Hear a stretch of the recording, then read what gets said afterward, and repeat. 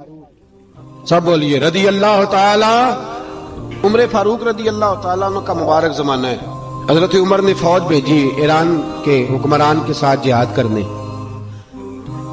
Iran के बादशाह ने 2 ईसाई जासूस भेजे। कहने लगा जरा पता तो करो मुसलमानों का रात का तरीका क्या है, मैं साफ बंदी कराता हूं। वो सारी रात साफ बंदी कराता रहा। 2 जासूस आए मुसलमानों की मालूमात करने। मालूमात करके जब वापस गए तो हजरत उमर फारूक रदी अल्लाह ताला अन्हु के सिपाहियों को देखा, गौर से पलटे। तो बादशाह कहने लगा क्या हाल देख के आए हो? कहने लगा सारे मुसल्ले पे बैठे हुए, जितने घंटे हम वहां रहे हैं मुजाहिदीन मुसल्ले पे रहे, यूं लगता है जैसे उनका दुनियादारी से कोई ताल्लुक। और कहने लगे बादशाह कोई ऐसी ताकत है जिसको वो बुला रहे थे, कोई ऐसी कुव्वत है जिसको वो पुकार रहे थे। हमें भी वहां खड़े होके महसूस होता था कि हाँ कोई है जो आ जाएगा इनकी मदद के लिए, कोई है जो पहुंचेगा इनकी मदद करेगा। ईरान का बादशाह कहने लगा मुझे समझ आ गई है, वो जिस्म की ताकत से ही नहीं लड़ते, वो कोई गैबी ताकत है जिससे वो लड़ते। भाई वो गैबी ताकत भी तो हमारे पास हमने नाराज कर लिया ना, वो भी तो नहीं ना, मस्जिद का रुख भी तो कोई नहीं। और मैंने पिछले जुमे भी कहा था, फिर कहता हूं, वहन हो गया उम्मत को। नबी पाक ने फरमाया उम्मत को वो क्या है, दुनिया से मोहब्बत हो गई है, मौत से कराहत हो गई, वहन है। सहाबा किराम को मौत से बड़ा प्यार था, मौत से बड़ी मोहब्बत कर। हमारी तरह नहीं, वो कहते थे मरेंगे तो मनो मट्टी, तो वहां ठीक है अज़ाबे कब्र हक है। लेकिन मैं कहा करता हूं सालों के बाद जो परदेश से मां के पास आए, मां उसे अजाब नहीं देती, उसका माथा चूमा करती है। और भाई जो रब करीम की बारगाह में जाएगा, तेरा क्या ख्याल है, गल सड़ जाएगा? मदीने वाले हबीब ने फरमाया कब्रुल मोमिन रौज़तुम मिन रियाज़िल जन्नह। फरमाया मेरा मोमिन जब कब्र में जाता है तो अल्लाह जन्नत के सारे दरवाजे खोल लेता है, वो तो अल्लाह की रहमत में पहुंचता है। कौन कहता है मोमिन मर गए, वो तो कैद से छूटे अपने घर गए। कौन कहता है कब्र में अजाब है तो सिर्फ अजाब ही है, हाँ मुजरिम को सजा मिलेगी, लेकिन मोमिन हमेशा जहन्नम में, वो बेलाखिर जन्नत में जाएगा, बेलाखिर जन्नत में जाएगा। और किसी दरवेश ने बात की, वो करके चले गए, पर कमाल ही कर गए। कहने लगे दोज़ख में मैं तो क्या, मेरा साया ना जाएगा, क्योंकि रसूल पाक से देखा ना जाएगा।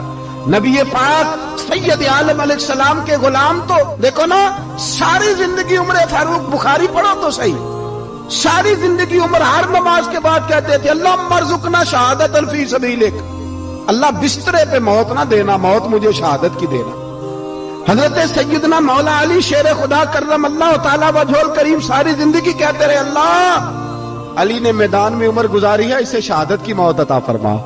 ओ भाई ये तो शहादतें मांगने वाले। हजरत इमाम हुसैन मैदान करबला में खड़े थे, शिमर कहने लगा हुसैन तेरी चारों जानी मौत है। तो आप फरमाने लगे तुझे अभी हमारा पता ही नहीं, मौत से तो हमारा प्यार चलता है। और फरमाया ये शहादत तो हमारा पीछा करती है, पहुंच जाती है जहां हम होते हैं, मौत से डरा रहा है। मुसलमान का मरने को दिल नहीं करता, वरना वो इतनी बड़ी कोठी में कौन रहेगा। मरने को दिल इसलिए नहीं करता कि वो जो 6 करोड़ 10 करोड़ डॉलर लूट के रखे, मर गए तो खाएगा कौन। वो फकीर फाका मस्त थे, उनका घर ही कोई नहीं था, उनके बैंक बैलेंस ही कोई नहीं थे। वो कहते थे घर हमारा है वो जो हमारे रब ने तैयार किया हुआ है, हमारा बैंक बैलेंस है वो जो हमें जन्नत में जाके मिलेगा। उनका तो ये खाता ही कोई नहीं था, इसलिए वो शहादत की। हजरत उमर बिन जमू रदी अल्लाह ताला अन्हु मैदाने ओहद में 4 बेटे लेके आए। कितने बेटे बोल के बताए? 4 बेटे लेके उमर बिन जमू आए, और खुद एक टांग से लंगड़े से आप भी हैं, टांग छोटी है। हुजूर के सामने खड़े हुए कहा महबूबा मेरे 4 ही थे, मैं 4 ले आया हूं, कबूल कर ले। तो हुजूर ने फरमाया तू क्यों तलवार ओढ़े आया है, ये तूने क्यों गले में असला डाला हुआ है? कहा या रसूलल्लाह मैंने भी तो जाना है ना। तो हुजूर ने फरमाया 4 बेटे जो हैं। तो हजरत उमर बिन जमू ने बात की, सहाबा कहते हैं हम लबों से मुस्कुरा रहे थे, आंखों से रो रहे थे, क्या अजीब अंदाज है। हुजूर ने फरमाया उमर 4 बेटे जो आ गए तो तू रहने दे। हजरत उमर रो पड़े, कहने लगे महबूबा क्या लंगड़े जन्नत में नहीं जाएंगे? क्या हुजूर मैं लंगड़ा हूं तो मेरे लिए जन्नत कोई नहीं? मेरे हबीब पाक सैयद आलम सल्लल्लाहु अलैहि वसल्लम ने फरमाया अमर तू जरूर जन्नत में जाएगा। कहा महबूबा फिर बच्चे बाद में जाएंगे, मैं पहले मैदान में जाऊंगा। एक बीबी 4 बेटे लेके आई उहद में, کہا محبوبہ کل کمائی تھی میں لے آئی ہوں، میرے پاس کوئی اور شے ہوتی تو میں بچا کے نہ رکھتی، بیٹے دے کے نا حاضری لگوا کے تو واپس دروازے پہ لے گئی۔ تو حضرت سیدنا عبداللہ ابن عمر فرماتے ہیں بی بی بول رہی تھی تو میرا جذبہ جہاد بڑھ رہا تھا، اپنے بیٹوں کو کہنے لگی میں تمہیں حضور کے پاس چھوڑ کے جا رہی ہوں، جب تم میدان میں گرو گے تو میں تمہیں دیکھنے آؤں گی، دیکھنا تمہاری پشت پہ کوئی زخم نظر نہ آئے، جتنے تیر کھانے ہوئے سینے پہ کھانا، جتنے تلواروں کے نیزوں کے زخم برداشت کرنے ہوئے یہاں کھانا، پشت پہ زخم نظر نہ آئے۔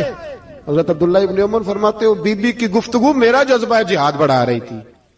ایک بی بی 3 سال کا 4 سال کا بیٹا لیے رو رہی ہے، احد کا دن ہے، سہیلیاں پوچھتی ہیں تو کیوں روتی ہے؟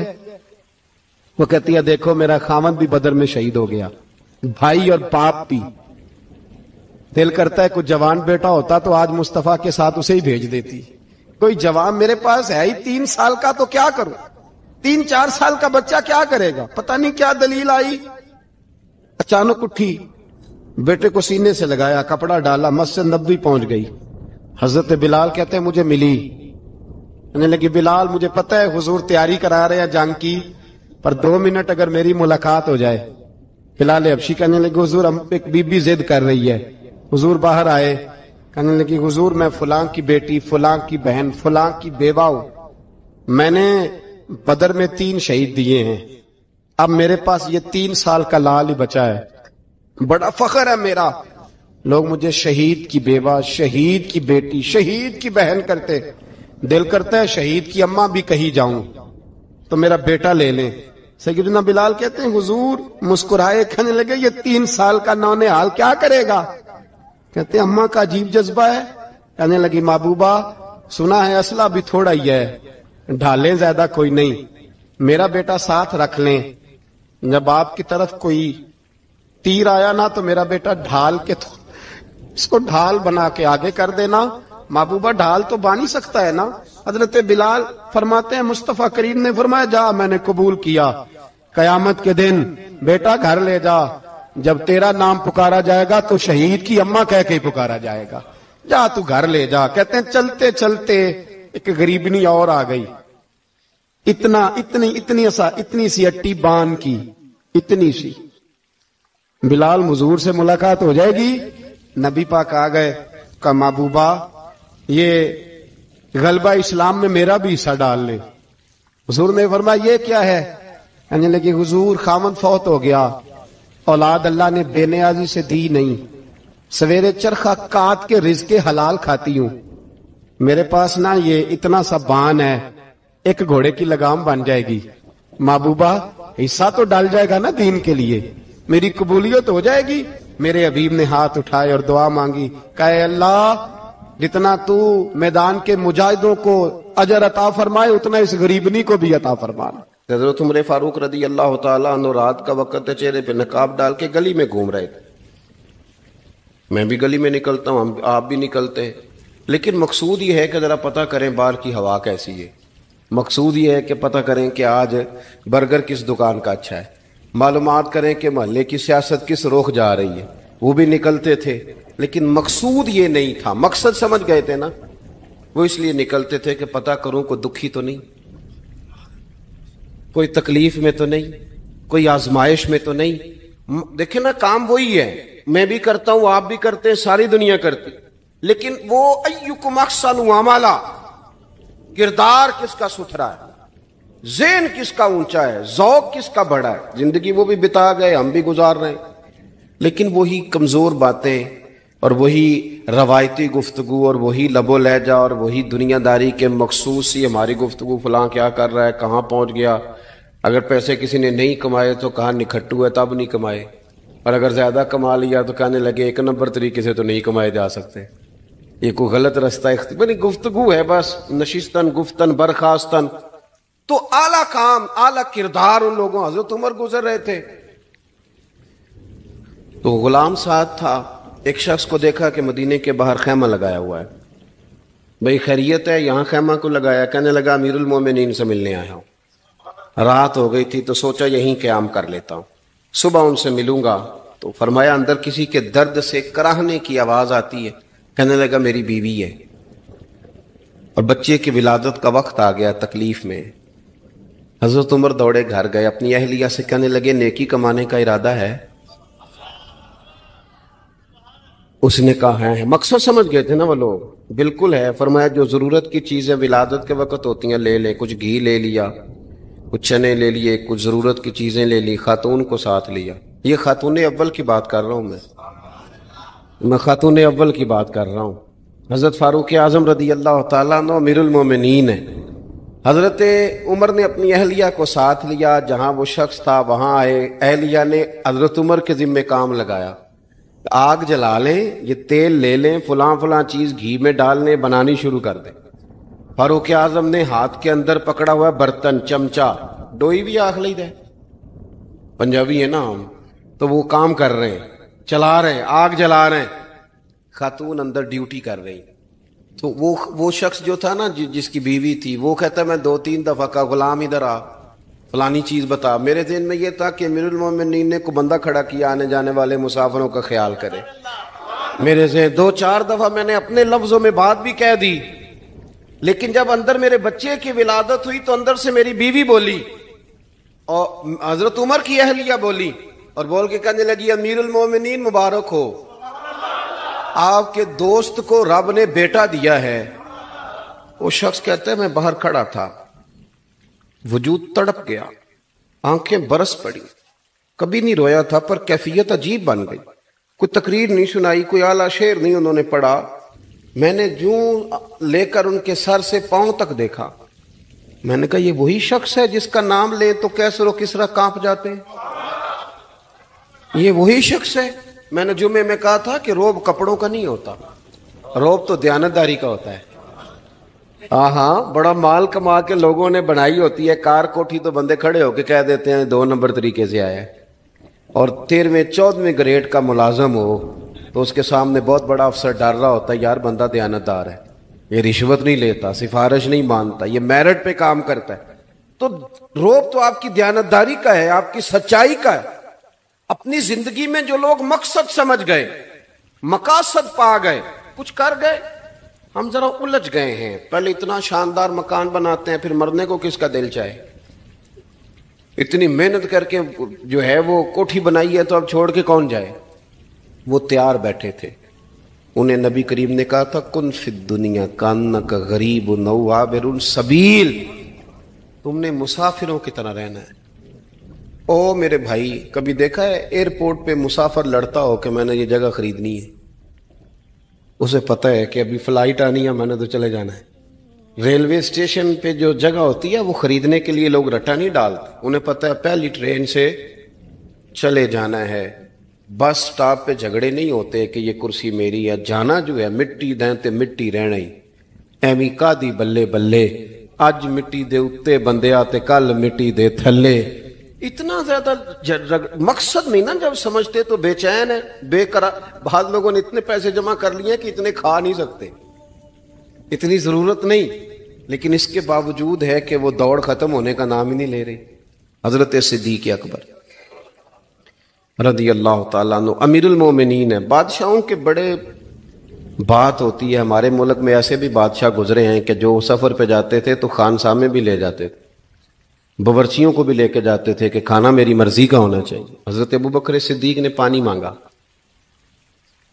امیر المومنین، تو صحابہ نے نہ شہد ملا پانی پیش کیا، کوئی اتنی لمبی بات تو نہیں، لیکن صدیق اکبر رو ہی پڑے، اور اتنا روئے کہ ہجکیاں بن گئیں۔ لوگ کہتے ہیں پتہ نہیں تھا کس بات پہ رو رہے ہیں، پر ہم بھی رو پڑے۔ حضور آپ کیوں روتے ہیں؟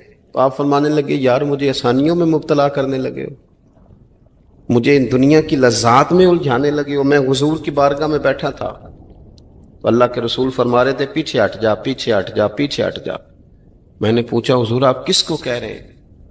تو حضور فرمانے لگے دنیا میرے پاس آئی تھی، وہ قریب کرنا چاہتی تھی مجھے، تو میں نے اسے کہا پیچھے ہٹ جا، میرے نیڑے نہ آنا، دور ہٹ جا۔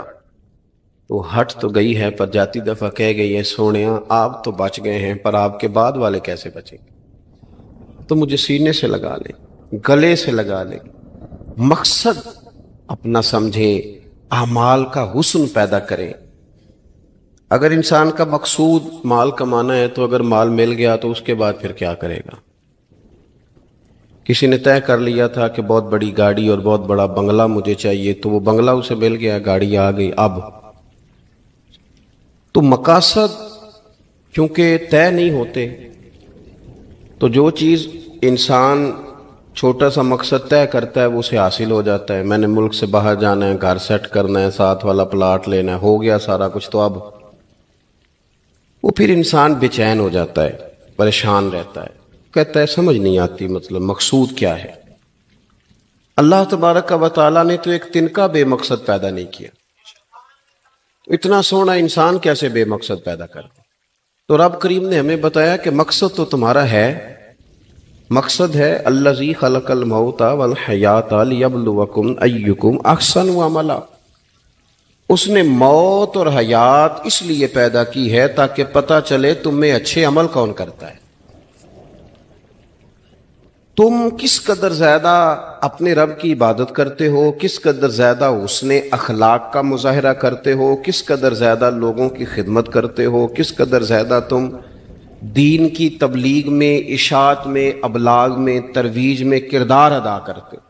با مقصد تمہیں بنایا، با مقصد اچھا ترین عمل تم میں سے کون کرتا ہے، اس لیے موت اور حیات پیدا کی تھی کہ تم نے ستھرے سے ستھرے اعمال، بہتر سے بہتر کردار، اعلیٰ سے اعلیٰ تمہارا انداز زندگی۔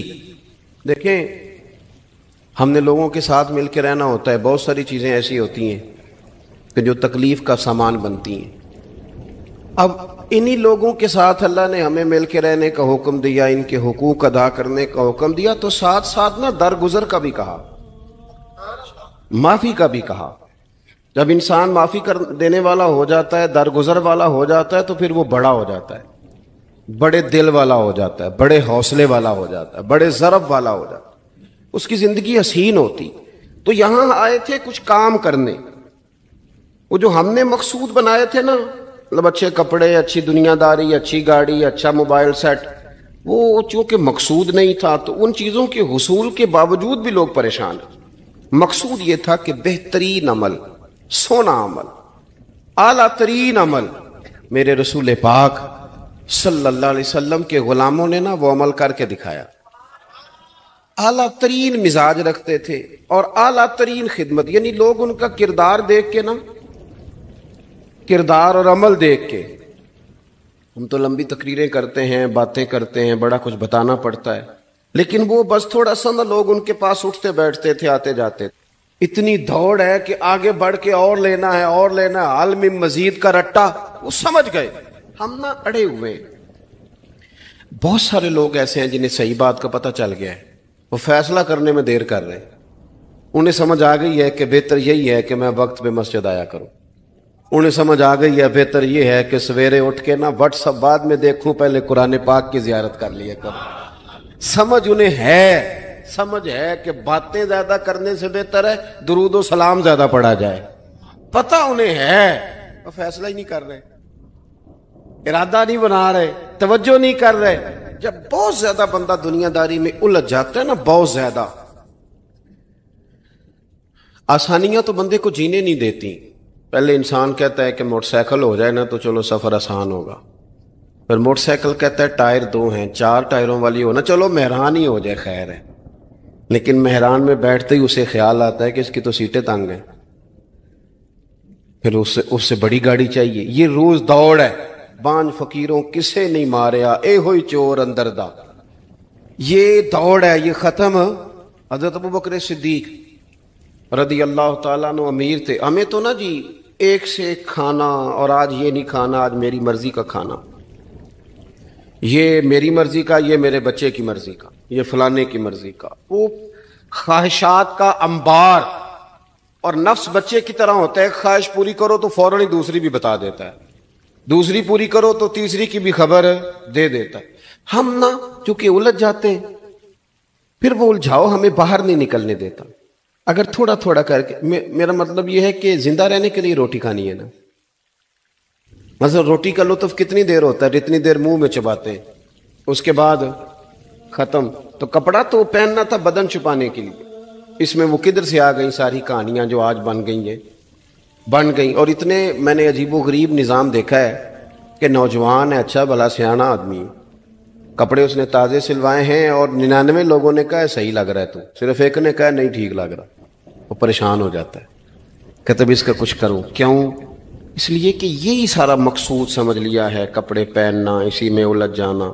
میں اکثر دوستوں سے کہتا ہوں، میں خود کسی دوسرے کی بات نہیں کرتا، بہت زیادہ عمر نہیں میری، میں خود جایا کرتا تھا. شادی کوئی آ گئی تو 2-3 دن پہلے ابا جی کہتے تھے پرانے جوتے کچھ گنڈوا لا، کچھ پالش کرا لا، توڑے میں ڈال کے جانا موچی کے پاس، اس نے کچھ سیٹ کر دینے. اب کہاں رہ گیا جی یہ کام؟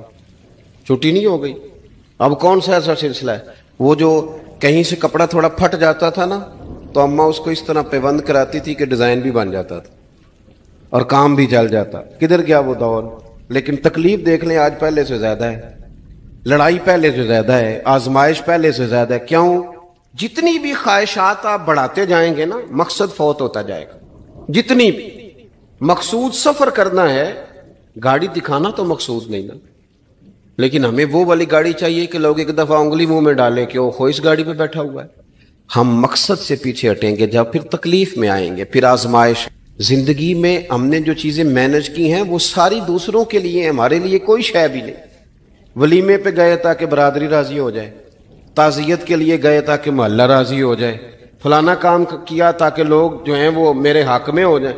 ساری زندگی دوسروں کے لیے جی کے گزار دی، اور آپ نے 99 نیکیاں کی، ایک خامی آئی تو لوگ تو وہ تھے جو پھر بگڑ گئے. بہتر نہیں بندہ رب کو ہی راضی کرے. واللہ ورسولہ احق ان یرضوا، اللہ اور اس کے رسول کا زیادہ حق ہے کہ انہیں راضی کیا جائے، ان کا زیادہ حق. اپنی زندگی میں معاملات کو ترتیب دیں، ایک مخصوص ذہن بنائیں. اتنا سویرے قرآن شریف پڑھنا ہے، اتنا درود پاک، اور یہ راز ہو ہمارا اور ہمارے رب کا، یہ راز ہو. اتنی دیر مصلی پہ بیٹھنا ہے. میرے ایک دوست ہیں ڈاکٹر صاحب، میں بیٹھا تھا تو وہ ایک شخص کو کہہ رہے تھے تیرے دل میں کچھ باتیں ہیں نکال دے تاکہ تیری ٹینشن ریلیز ہو جائے، تیری صحت ٹھیک ہو جائے گی. تو بندہ کہہ رہا تھا اچھا ٹھیک ہے ڈاکٹر صاحب. تو میں نے کہا کہ اگر آپ اجازت دیں تو ایک بات میں بھی کر لوں. نے کہا آپ بھی کر لیں. تو میں نے کہا ڈاکٹر صاحب کچھ دکھ بڑے ذاتی اور نجی ہوتے ہیں، بندہ کسی کے سامنے کہہ ہی نہیں سکتا، بڑے ذاتی قسم کے ہوتے ہیں. وہ آپ کسی کے سامنے اتنا مرضی کوئی قریبی ہو، وہ بندے کی اپنی اندر کی کچھ ایسی تکلیفیں ہوتی ہیں اندر کی. آزم گنڈاں دے وچ گنڈاں 10 کیڑی کھولا، بڑے مسئلے ہوتے ہیں، آپ کیسے بیان کر سکتے ہیں؟ سوال ہی نہیں پیدا ہوتا. تو کہنے لگا پیر صاحب حال تو ہوگا نا. میں نے کہا بالکل ہے. ہمیں ہمارے دین نے دعا سکھائی ہے، جو کسی سے نہیں کہہ سکتے وہ اپنے رب سے کہہ دو، اللہ کے حضور عرض کر دو، کشکول طلب دراز کر کے کہہ دو مالک یہاں پریشان ہوں. وہ بڑا کریم ہے، عطا بھی کرے گا اور پردہ پوشی بھی فرمائے گا. اپنے اللہ کے ساتھ اپنا تعلق مضبوط کریں. اپنی زندگی میں حسن اعمال کا پیدا کریں، اعمال کا، کہانیوں کا نہیں، باتوں کا نہیں، تصویروں کا نہیں، نئی سے نئی پکچر کا نہیں، اعمال کا. اور خوبصورت ترین طریقہ ہو. دیکھیں نا مشکل سے بھی تو نماز پڑھنی ہے نا. سویرے ابا بڑے غصے میں تھے تو پھر مجھے اٹھنا ہی پڑا، تو اس طرح بھی تو پڑھنی ہے. تو اگر بندہ ذوق سے اٹھے اور ذرا سونا کر کے وضو کرے اور ذرا صحیح کر کے مصلی بچھائے اور سجدہ کرے تو ذرا ذوق سے کرے. مجھے سوز دے، مجھے ساز دے، مجھے نیم شب کا نیاز دے، دم سجدہ خود کو میں توڑ دوں، مجھے ایسا ذوق نماز دے. اس ذوق کے ساتھ آگے بڑھے. مقاصد جب بندہ سمجھ جاتا ہے نا، مقاصد، پھر اس کے لیے آسانی ہوتی ہے. میں نے عرض کیا تھا زیادہ باتیں نہیں کرنی، مقصود تو ایک پیغام دینا ہے. اب ہم نے جانے والوں کے لیے کیا کرنا ہے؟ ایک تو یہ کہ اپنا مقصد ٹھیک کرنا ہے کہ جو رخصت ہو گئے اپنے بزرگوں کو نہ یاد رکھیں. اصل کام ہے ان کو کھول کے بتائیے. سال کے بعد ختم، بڑی اچھی بات ہے، سسماہی ششماہی سیماہی سب ٹھیک ہے، ان کو یاد رکھیں. حضور نہ یاد رکھتے تھے، اپنی والدہ کا ذکر کرتے، اپنے والد کی بات کرتے، اپنے دادا کا ذکر کرتے. اپنے جانے سیدہ خدیجہ الکبریٰ رضی اللہ تعالیٰ نہ وصال کر گئیں تو حضرت عائشہ کہتی ہیں حضور اکثر گھر میں ان کا ذکر کرتے. اپنے بزرگوں کو یاد رکھیں، ان کا ذکر کریں، ان کو نہ والد کے لیے نا والد ہونا شرط ہے، پی ایچ ڈی ہونا شرط نہیں. والد کے لیے والد ہونا شرط ہے، مفتی ہونا شرط. والد ان پڑھ بھی ہو تو بچے کو سمجھانے کا سلیقہ سے اللہ اسے عطا کاری دیتا ہے. ماں بالکل ان پڑھ بھی ہو تو بچوں کو سمجھانے کا طریقہ اللہ اسے ان سے سیکھیں. میرے والدہ اور والدہ دونوں اپنا نام نہیں لکھ سکتے تھے، تو میں اپنے دوستوں سے کہتا ہوں مجھے کبھی موقع ملے تو میں کئی جلدوں میں کتاب لکھ سکتا ہوں اپنے ماں باپ. اس لیے کہ وہ جو ہمیں سکھا گئے، جو بتا گئے، وہ انہی کا خاصہ تھا. تو اپنے والد ایک تو جانے والوں کو یاد رکھیں، دوسرا ان کے لیے دعا کریں تو درد سے کریں، سونی کر کے کریں، صحیح کر کے کریں، اکیلے بیٹھ کے کریں. دعا کا سب سے زیادہ تعلق آپ کے دل کی آواز کے ساتھ ہوتا ہے. اور جس طرز میں حضور نے ہمیں حدیث سکھائی ہے نا، اس رنگ میں کبھی آپ حدیث کو سیکھیں، سمجھے نا. حضور فرماتے ہیں جس طرح دریا میں ڈوبنے والا سہارا تلاش کرتا، دریا میں اسے کتنی کو جلدی ہوتی ہے، غوطے لگ رہے ہوتے ہیں. وہ اس طرح کا نہیں ہوتا کہ میں عصر کی نماز کے بعد پھر آؤں گا تجھے نکالنے، اس طرح تو نہیں نہ ہوتا. دریا میں ڈوبنے والا اس طرح کشتی سہارا تلاش کرتا ہے، حضور فرماتے ہیں اس طرح قبر میں جانے والا دعاؤں کا انتظار کرتا ہے. آپ نے دیر کر دی دعا مانگنے میں، ختم دلانے میں دیر کر دی.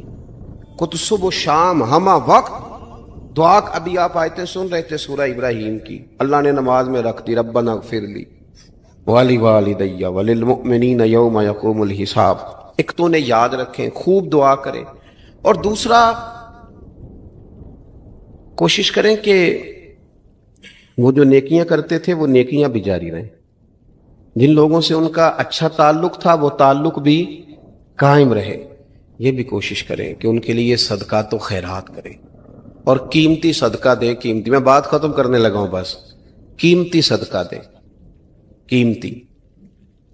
15 تولے سونا گھر میں پڑا ہوتا ہے، قیمتی ہوتا ہے نا. کبھی کسی نے چوک میں بتایا کہ آج 15 تولے سونا میرے گھر میں پڑا ہے؟ بولو نا، لگتا ہے تو 10 چھڑنا ہے.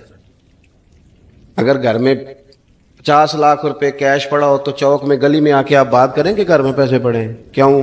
کہ وہ قیمتی ہیں، کوئی لے نہ لے. تو یہ جو 5000 مسجد دیکھ کے سارے محلے کو بتاتے ہو یہ بھی صدقہ تھا، یہ بڑا قیمتی چیز تھی. یہ بتانے والا نہیں تھا، یہ تو نیکی تو قیمتی تھی. قیمتی چیز جو ہوتی ہے وہ تو چھپائی جاتی ہے کہ بتائی جاتی ہے. یہ جو بیٹیاں ہیں نا اسلام کی مائیں بہنیں، یہ قیمتی ہیں. اس لیے اسلام انہیں کہتا ہے تم گلیوں اور چوکوں میں آنے والی نہیں، قیمتی چیزیں گھر کے اندر رہا کرتی ہیں.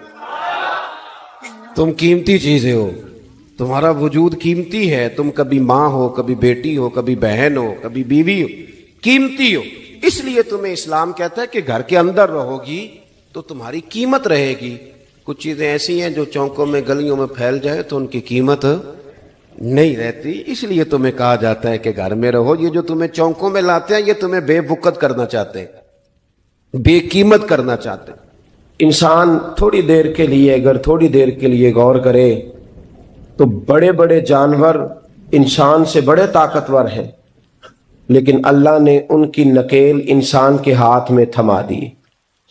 اتنا بڑا جہاز ہے، ٹنوں وزن لے کے چل رہا ہے. انسان کے بس کی بات نہیں کہ وہ کئی لوگ لگ کے بھی اس کو اٹھا سکیں، لیکن اللہ نے اس کے قبضہ و اختیار میں کر دیا ہے. فرمایا هو الذی خلق لکم ما فی الارض جمیعا، زمین میں جو کچھ ہے سارا تیرے لیے بنایا ہے، آسمان میں جو ہے سارا تیرے لیے بنایا ہے.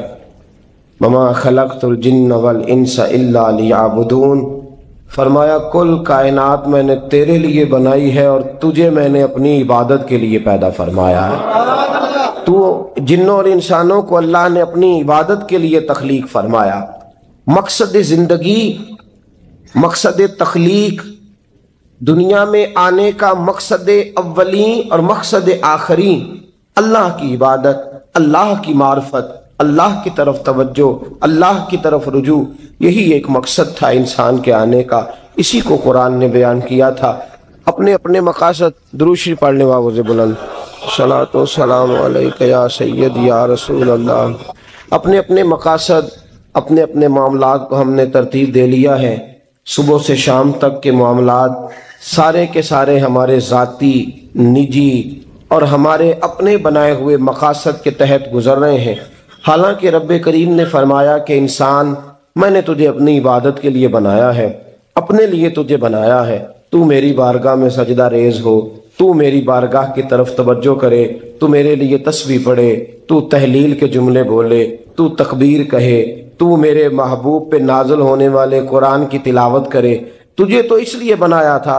عبادت کا معنی یاد رکھیے گا، عبادت کا معنی فقط نماز پڑھنا نہیں، عبادت کا معنی صرف نماز پڑھنا نہیں، نماز عبادت کا ایک جز ہے، نماز عبادت کا ایک حصہ ہے۔ عبادت نماز پڑھنے کا نام نہیں، عبادت روزہ رکھنے کا نام نہیں، عبادت صرف اور صرف حج کرنے کا نام نہیں، فقط ذکر فکر کرنا عبادت نہیں، بلکہ اللہ کا حکم ماننے کا نام عبادت ہے۔ خدا رسول کی بات ماننے کا نام عبادت ہے۔ جہاں جانے کا خدا حکم دے وہاں چلے جاؤ، یہ عبادت ہے۔ جہاں جانے سے منع کر دے وہاں کبھی نہ جاؤ، یہ عبادت ہے۔ اگر نماز پڑھنے کا نام ہی عبادت ہوتا تو پھر فجر کی فجر کے وقت کیوں پڑھنی پڑتی، پھر ظہر میں ہی کیوں فرض ہوتی، پھر عصر کا وقت مغرب میں جا کے کیوں نہ شروع کیا جاتا، پھر انسان کی مرضی تھی جب پڑھ لیتا۔ فرمایا نہیں، عبادت میری ہے، اصل میری اطاعت ہے۔ میں جب کہوں کہ یہ فجر کا وقت ہے تو تجھے فجر مان کے پڑھنا، جب کہوں ظہر کا وقت ہے تو ظہر مان کے۔ ہم نے عبادت کو مخصوص کر دیا، مسجد میں چلے جانا، نفل پڑھ لینا، کچھ دیر قرآن شریف پڑھ لینا، کچھ دیر اللہ کی عبادت کر لینا، کچھ دیر ذکر اذکار کر لینا، اس کا نام عبادت ہے۔ اور باہر نکل کے بے شک جھوٹ بولے، باہر نکل کے بے شک غیبت کرے، باہر نکلے اور کم تولے، باہر نکلے اور اپنی من مرضی کرے، تو یہ عبادت نہیں۔ اس لیے کہ ہم اس خدا کے ماننے والے ہیں جو صرف مسجد میں نہیں ہوتا، بلکہ جلوہ تیری ذات کا کو بکو ہے، میں جدھر دیکھتا ہوں ادھر تو ہی تو ہے۔ ہمارا خدا صرف مسجد میں نہیں ہے، اللہ ہر جگہ ہے۔ جے میں تینوں اندر جانا پھر مقید جانا، جے میں تینوں باہر سمجھا اندر کون سمانا، اندر بھی تویں باہر بھی تویں وچ بلا کون نمانا۔ اصل بات یہ ہے کہ جب خدا ہر جگہ ہے تو اللہ تبارک و تعالیٰ کا حکم ہر جگہ ماننا ہے، ہر جگہ اطاعت کرنی ہے، ہر لحاظ سے۔ رب کی بات ماننے کا نام عبادت ہے، اللہ کی، اس کے رسول الپاک صلی اللہ علیہ وسلم کی بات ماننے کا نام، توجہ ہے آپ کی میری بات پہ؟ عبادت کا مفہوم سمجھیے گا، عبادت کا مفہوم سمجھیے گا۔ ہمارا وہ دین نہیں جو پنڈتوں، جوگیوں، راہبوں کا مذہب ہے کہ جنگلوں میں نکل جاؤ، تسبیح لے لو، میں کھٹکتا ہوں دل عالم میں کانٹے کی طرح اور تو فقط اللہ اللہ اللہ۔ یہ مذہب نہیں۔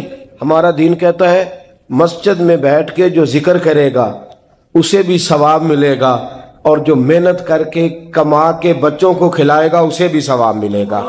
ہمارا دین یہ کہتا ہے جو مسجد میں بیٹھ کے قرآن پڑھے گا اسے بھی ثواب ملے گا، اور جو گلی میں پڑا ہوا کانٹا اٹھا دے گا اسے بھی اللہ اجر عطا فرمائے گا۔ اللہ کا حکم ماننا، اللہ کا حکم ماننے کا نام عبادت۔ محمود غزنوی کے پاس ہیرا ہے، محمود غزنوی کے بڑے غلام تھے تو ایک بڑا پیارا تھا اسے، آپ جانتے ہیں اس کا نام کیا تھا؟ ایاز محمود غزنوی کو بڑا تو حسد شروع ہو جاتا ہے ہر جگہ، اللہ ماشاءاللہ۔ لوگ کہنے لگے بادشاہ ہر وقت اسی کو پیار کرتا رہتا ہے، ہر وقت اسی کی طرف توجہ کرتا رہتا ہے۔ بادشاہ نے ایک دن آزمانا چاہا، اتنا ہیرا تھا، موٹا ہیرا بادشاہ کے پاس۔ بادشاہ نے ایک وزیر صاحب کو بلایا، کہا یہ اینٹ پکڑو، ہیرے پہ مارو، اسے توڑ دو۔ کہنے لگا بادشاہ بات تیری ٹھیک ہے پر بڑا قیمتی ہیرا ہے، کیوں تڑوا رہے ہیں آپ؟ مال خزانہ میں رکھ دیں، کام آئے گا، کسی نہ کسی جگہ پہ استعمال ہو جائے گا، آپ کیوں اس کو تڑوانے کی ضد کر رہے ہیں؟ بادشاہ سلامت نے کہا اچھا تم نے ٹھیک مشورہ دیا، میں ہی جذبات میں آ گیا تھا۔ ایک دوسرے آدمی کو بلایا، اس کو کہا یہ ہیرا توڑنا ہے۔ اس نے کہا بادشاہ مجھے لگتا ہے پوری دنیا میں اتنا موٹا ہیرا تیرے پاس ہے، کسی اور کے پاس نہیں ہوگا۔ یہ توڑنے کی چیز نہیں، تجوری میں سنبھالنے کی چیز ہے، اسے سنبھال کے رکھ۔ تیسرے کو بلایا، چوتھے کو بلایا، جس کو بھی بلاتا رہا وہ بادشاہ کو سمجھاتا رہا، جس کو بلایا بادشاہ کو سمجھایا۔ ایاز کی باری آئی، کہا ایاز ادھر آ۔ توجہ ہے آپ کی؟ ایاز ادھر آ، یہ ہیرا تو توڑ دے۔ اس نے اینٹ پکڑی، زور سے ماری، ہیرا توڑ دیا۔ بادشاہ کہنے لگا بڑا بیوقوف ہے بھائی تو، یہ سارے میرے خیر خواہ تھے، مجھے سمجھاتے رہے اور تو نے خیال ہی نہیں کیا، میں بیوقوف تھا تو بھی ساتھ ہو گیا، توڑ ہی دیا۔ کہنے لگا بادشاہ غلطی ہو گئی، مجھ سے غلطی ہو گئی، مجھے نہیں توڑنا چاہیے۔ اس نے کہا اچھا چل چھوڑ، ایک بات بتا، تیرے سامنے جو سب مجھے مشورے دے رہے تھے تو نے کیوں نہیں دیا؟ میں نے تجھے کہا توڑ دے۔ کیا لفظ ایاز نے کہے، کمال کر دی۔ کہنے لگا بادشاہ میرے دل میں خیال آیا ہیرا ٹوٹتا ہے تو ٹوٹ جائے، میرے بادشاہ کا حکم نہیں ٹوٹنا چاہیے۔ یہ ٹوٹتا ہے تو ٹوٹ جائے، یہ کرچی کرچی ہوتا ہے تو ہو جائے، خزانہ خالی ہوتا ہے تو ہو جائے، لیکن میرے مالک کا حکم نہیں ٹوٹنا چاہیے۔ بادشاہ میں ہر چیز توڑ دوں گا پر میں تیرا حکم نہیں توڑ سکتا۔ بس دوستو یہی عبادت ہے، بلا مثال و بلا تشبیہ بات سمجھیے گا۔ جس نے خدا کا حکم توڑ دیا اس نے عبادت نہیں کی، اور جس نے خدا کا حکم اچھا آؤ نماز کے لیے، دکان کا وقت ہے، گاہک بھی زیادہ آ گئے ہیں، رش پڑ گیا ہے، اب تھوڑا وقت مشکل ہو جائے گا، ذرا تھوڑی دیر میں پڑھ لوں گا۔ ہیرا ٹوٹتا ہے تو ٹوٹ جائے، گاہک آنے کا سلسلہ ٹوٹتا ہے تو ٹوٹ جائے، روزی آنے کا سلسلہ ٹوٹتا ہے تو ٹوٹ جائے، مسلمانوں خدا کا حکم نہیں ٹوٹنا چاہیے، رسول اللہ کا فرمان نہیں ٹوٹنا چاہیے۔ میرے رسول پاک صلی اللہ تعالی علیہ وسلم کا اقبال نے کیا کہا؟ کہنے لگا اے طائر لاہوتی، اس رزق سے موت اچھی جس رزق سے آتی ہو پرواز میں کوتاہی۔ کہا خدا کا حکم نہ توڑ بیٹھنا، اور عبادت بھی جس کو اللہ کہہ دے وہ عبادت ہے۔ ایک بندہ زوال کے وقت نماز پڑھنے کھڑا ہو جائے تو ہو جائے گی، کیوں؟ نماز نہیں پڑھ رہا۔ اچھا میں آپ کو روایت سناتا ہوں، شیر خدا مولا کائنات حضرت علی المرتضی رضی اللہ تعالیٰ عنہ فرماتے رسول پاک صلی اللہ علیہ وسلم نے ہمیں منع فرمایا جب عید الفطر کا دن ہو یا عید الاضحیٰ کا دن ہو تو تم نے کیا کرنا ہے؟ فجر کی نماز پڑھنی ہے، اس کے بعد اشراق چاشت نہیں پڑھنی، فجر سے لے کر عید کی نماز تک درمیان میں کوئی نماز نہ پڑھنا۔ جب عید کی نماز ہو چکے پھر تمہیں اجازت ہے جتنے مرضی نفل پڑھو، لیکن فجر سے لے کر عید تک تم کوئی اور نماز نفل درمیان میں نہ پڑھنا۔ حضرت علی المرتضی شیر خدا کا زمانہ ہے، عید کا اعلان ہو گیا، عیدگاہ میں لوگ کٹھے ہو رہے ہیں، ایک شخص دوڑا دوڑا آیا، اس نے آ کے نماز کی نیت باندھ لی۔ توجہ ہے آپ کی؟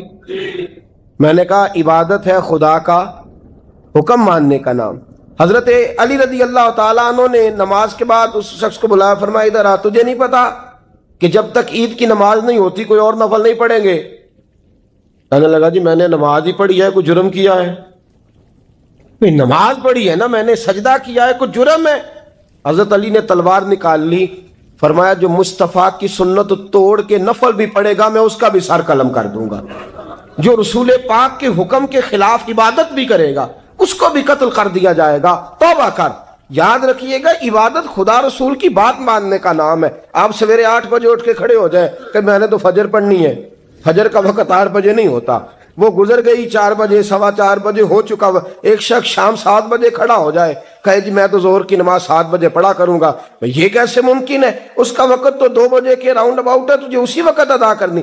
یاد رکھیے گا عزیز ساتھیو، عبادت اللہ کا حکم ماننے کا نام ہے، لیکن عبادت کی بہت بڑی جو ایک رکن ہے، عبادت کا بہت بڑا جو ایک جز ہے وہ نماز پڑھنا ہے، بہت بڑا جز۔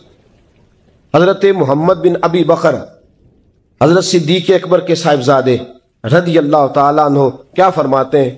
فرماتے ہیں مسلمانوں بڑے نصیبوں والے ہو، بڑے نصیبوں والے ہو، تمہیں تو اللہ کی بارگاہ میں جانے کے لیے اجازت ہی نہیں لینی پڑتی، اللہ نے تمہارے لیے دروازہ ہی کھول دیا ہے۔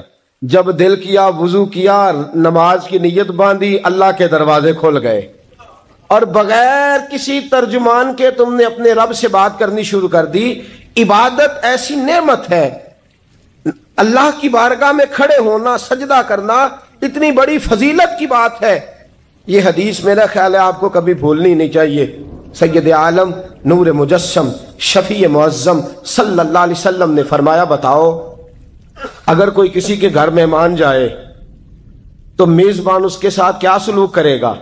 تو صحابہ کہنے لگا یا رسول اللہ جتنا میزبان اچھا ہوگا اتنا ہی اچھا سلوک کرے گا، جتنا وہ اعلیٰ ہوگا اتنا ہی اعلیٰ سلوک کرے گا، جتنا وہ عرفہ ہوگا اتنی ہی اس کی بات بھی بڑی ہوگی۔ نبی پاک صلی اللہ علیہ وسلم نے فرمایا جو مسجد جاتا ہے وہ اللہ کا مہمان ہے، جو مسجد جاتا ہے وہ اللہ کا مہمان ہے۔ فرمایا میزبان کے ذمے ہے کہ مہمان کے اوپر رحمت کرے، کرم کرے۔ فرمایا جب تو مسجد جاتا ہے تو خدا بھی رحمتوں کے دروازے کھول دیتا ہے، اللہ تیرے لیے فضل کے دروازے کھول دیتا ہے۔ نبی پاک صلی اللہ تعالی علیہ وسلم نے فرمایا جب تو اپنے گھر سے مسجد جانے کے لیے ابھی نکلتا ہے، ابھی تو گیا نہیں، ابھی تو نکلا ہے، فرمایا تو نے سیدھا پیر اٹھایا ہے تو تیرا ایک درجہ بلند ہو گیا ہے، تو نے الٹا قدم اٹھایا ہے تو تیرا ایک گناہ معاف ہو گیا ہے، پھر تو نے سیدھا قدم اٹھایا ہے تو تیرا ایک درجہ بلند ہو گیا۔ اپنی اپنی طبیعت ہے نا۔ حضور نے حدیث سنائی، حضرت سیدنا اسید بن حضیر رضی اللہ تعالیٰ عنہ دیہاتی آدمی تھے، مسجد نبوی سے دور گھر تھا، مسجد آنے جانے کے لیے گدھا رکھا ہوا تھا، گدھے پہ بیٹھ کے مسجد آتے تھے، نماز پڑھ کے اسی پہ بیٹھ کے لوٹ جاتے تھے۔ جس دن حضور نے فرمایا نا ایک قدم پہ ایک گناہ معاف ہوتا ہے، ایک قدم پہ ایک نیکی ملتی ہے، گدھا گھاری چھوڑا ہے۔ صحابہ کہنے لگے یار دور کا تیرا سفر ہے، تم آرام سے گدھے پہ آ جا۔ کہنے لگے کیوں؟ میں کیوں گدھے پہ آؤں؟ میں تو روز پیدل آؤں گا، تم سب کے تھوڑے تھوڑے گناہ معاف ہوں گے، تھوڑے تھوڑے درجے بلند ہوں گے۔ میں نے چونکہ دور سے آنا ہے، اللہ میرے زیادہ گناہ معاف فرمائے گا، میرے زیادہ درجے بلند فرمائے گا، میرے اوپر زیادہ کرم نوازی فرمائے گا۔ جو مسجد کی طرف چل کے آیا ایک ایک قدم پر اللہ اس کے درجے بلند کرے گا، ایک ایک قدم پہ اللہ اس کے گناہ معاف کرے گا۔ اللہم صلی علی سیدنا و مولانا محمد، اللہم صلی علی سیدنا و مولانا محمد۔ اللہ کے شیر ہے در کرار پر درود، اللہ کے شیر ہے در کرار پر درود، اللہ کے شیر ہے در کرار پر درود۔ حضرت حسن حسین کے کردار پر درود، اللہم صلی علی سیدنا و مولانا محمد وعلی سیدنا علی و سیدتنا فاطمہ و سیدتنا زینب و سیدنا حسن و سیدنا حسین وعلی آلہ و صحبہ و بارک وسلم۔ زینب کی بارگاہ میں، زینب کی بارگاہ میں، زینب کی بارگاہ میں، زینب کی بارگاہ میں سلام نیاز ہے، زینب کی بارگاہ میں سلام نیاز ہے، جو مرتضیٰ کی لاڈلی زہرا کا ناز ہے۔ اللہم صلی علی سیدنا و مولانا محمد وعلی سیدنا علی و سیدتنا فاطمہ و سیدتنا زینب و سیدنا حسن و سیدنا حسین۔